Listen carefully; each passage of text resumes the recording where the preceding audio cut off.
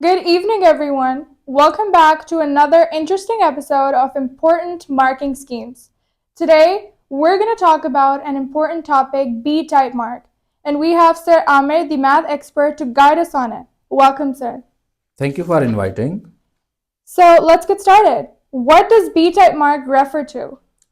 B-type mark is awarded to candidate by examiner for correct result or statement. हमारी जो पिछली video थी उसमें हमने M टाइप मार्क को एक्सप्लेन किया, but it is different. Result का करेक्ट होना ज़रूरी होता है या फिर आपकी स्टेटमेंट का दुरुस्त होना ज़रूरी होता है. Right. Is it different than M-type mark? Yes, of course, it is quite different than M mark. M mark shows valid method, but B type mark shows correct result.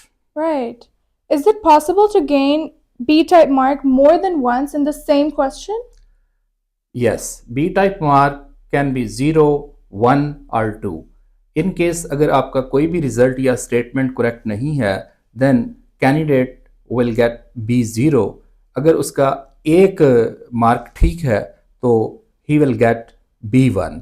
Otherwise अगर उसके problem solving में दो correct result हैं तो वो 2 mark हासिल करेगा. Okay. Can you explain the difference between correct result and statement? Yes, ये बड़ा इंपॉर्टेंट क्वेश्चन है कि what is the difference between result and correct statement. Result के लिए मैं IGCSE या O लेवल से एक बहुत ही अलजब्रिक एग्जांपल आसान वाली सेलेक्ट करता हूँ, जैसा कि 2x + 3y whole square minus 4x + 5y whole square. अब देखें, इस अलजब्रिक एक्सप्रेशन में दो सेपरेटली टर्म्स गिवन है. अगर हर टर्म को आप करेक्टली सॉल्व करते हैं तो उसका आपको B1 मार्क मिलेगा.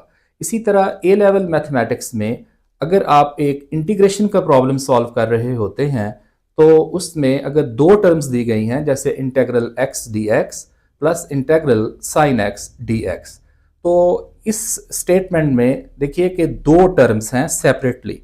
इन केस कि अगर हर टर्म आप करेक्टली आंसर कर देते हैं तो उसके लिए आपको B1 मार्क गिवन होगा. जैसा कि पहली टर्म का इंटीग्रेशन है x²/2. अगर आपकी ये वाला रिजल्ट ठीक है तो इसके लिए आपको B1 मार्क मिल जाएगा.